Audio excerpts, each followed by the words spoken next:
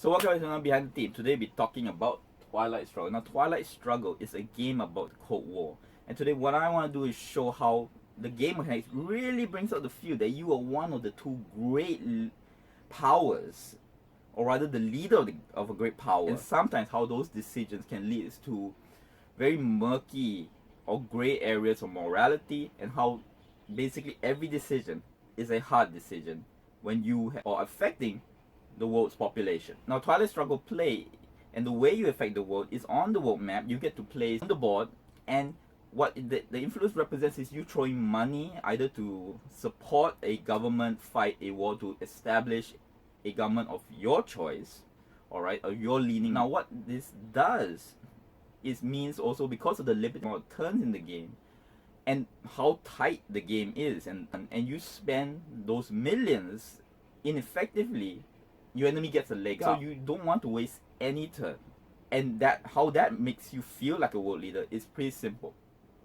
Just like the real Cold War, there was not really, at least both leaders, either from the USSR or the Americans, didn't feel they have a lot of leeway, meaning they had to take advantage of the opponent's mistakes as fast as possible and keep their advantage as much as possible. That if you're playing thematically, to be absolutely honest, just like in the real history, you are letting a lot of people down in terms of pushing up certain governments, and then when you have a more beneficial situation somewhere else, abandoning them, not giving them as much support anymore. Now, to give some context in history first, I think Nicaragua kind of shows a very good example of this. Now, in real history, what happened in the 1980s, now Nicaragua, which was going through a rough patch, finally elected a new government. For the most part, the international community found that it was fairly elected, and the Sandinistas came to power, or rather FLSN. Now, they were communists and leaned toward the USSR in fact giving them aid. Now, Reagan didn't, of course, call it a Soviet sham, and he implemented, to help really, a group called the Contras, which are again the FLSN, to gain power. And he started giving aid to the other side to fight the FLSN. What this result was that only $19 million for US aid came through before Congress blocked him. Now, Reagan did not want to stop, and so what he did was that he started to sell arms to Iran, which was fighting Iraq at the time. What this got really shady was that he went through Israeli and Iranian arms dealers and took the income from that and split it off, some of it to go to the Contras. On top of that, according to John Kerry's investigations, there was even allegedly, but I think for the most part it is pretty much proven, the opening of a cocaine line to help the Contras, basically to sell cocaine and to give the Contras more money so that they get more money to fight the Sandinistas in Nicaragua. Again, from a personal standpoint, it's very easy to say how reprehensible this behavior, and it is from a personal standpoint. But like anything else, it's not fair to only see one side. You should always see the other side too. What was the bigger picture for, let's say, a world leader? And Twilight Struggle really shows this. An example of this is a game I played. What happened was that I was in the Brazil sector, and the game was nearing to the end. It's a few more turns to the end. And the Latin American card was about to be scored. So what I did was that I had built up a lot of points there, and so of course I was playing my twin brother, and he came in, and he started putting influence in Latin America too. So of course now the tilt, if you think about it thematically, as both of us were playing, we were pushing up governments. Then of course there was fighting by rebel groups and everything. So every time we put in influence, we were basically, people were dying. But I had established the control there. He started to come in, and the Latin American card scored, and for the most part I gained a lot out of it. So now there's a lot of democratic countries in Latin America. And what happened was that later on, as the game was about to end, in fact the game was basically in its final turn, my brother came in, and he had basically, to secure more points, he flipped the area around Brazil, I can't remember what exactly it's called now, into a communist state. So in real life, the communists had taken over. And here this government, which the US, have supported all this time, is of course asking aid, because it literally only flipped by what I needed to put only one more influence to turn it back to neutral, right? To at least keep the communists from gaining real power in the area.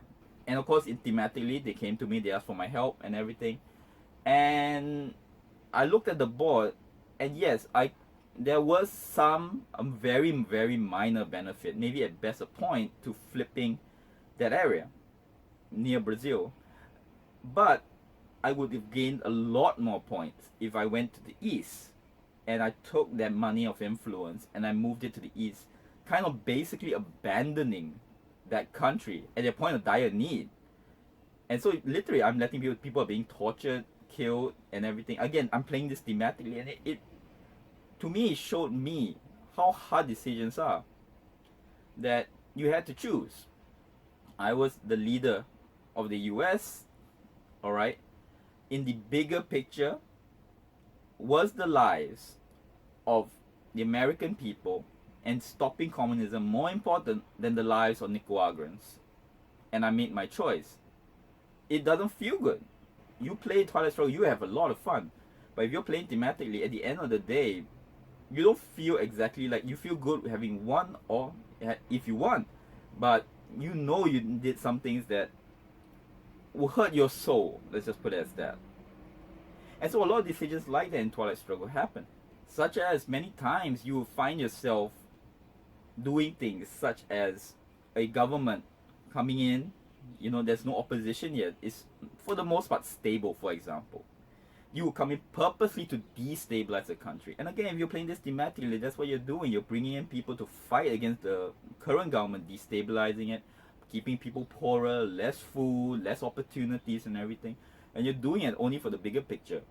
Example, on the space track, if you advance to a certain level on the space track, what it shows is there's a certain benefit in the game. And unless you catch up, that person will keep that benefit. Meaning that if you don't catch up, he will get even further lead. It almost feels exponential. So this is like real history, like when Sputnik got sent into space by the USSR. Firstly, there's a sense of technological achievement, which every country around the world is affected by everything the two great powers did. And so now the people, even the US, are feeling this burden, because if the USSR can send a person to space, the next thing is obviously weapons, and there's no counter at the time against space weapons. And so this whole sense of dread and sense of this side is getting a leg up affects countries. Countries will suddenly say, look, the USSR's government's working. They sent a man to space, something that people have been wanting to do since writing, or even since man was created, wanted to do. And so what happens? The US then had to catch up, even if nothing else for prestige only factors, where the money could do a lot more, be it in social welfare or into propping up other governments or things like that. They spent millions to billions on the space program to make sure that the world could at least see that the US were keeping on par and hopefully to surpass the USSR. And you feel this, because you want to put influence on the board to make sure that when the scoring card comes out, that you score. But at the same time, you can't give up that space track, like I said, for the reasons I said before. For the end, before we go to a conclusion, I did philosophy in university, and simple question is, if you never had to know, and there are no consequences to you, but someone else in another country is going to die, either that, or someone near you, or someone you cared about will die, what's your choice? So with that, in conclusion, Twilight Struggle is an amazing game. It really does put into perspective the fact that any decision is a hard decision when you're affecting so many people. And then at the end of the day, what you have to do is look for a solution to a problem. Yes, I know the cliche line, to make an omelette, you have to crack a few eggs. And whether it's good or not, it's up to you to decide. And here's the thing, it's not even that easy to say that I don't want to do anything.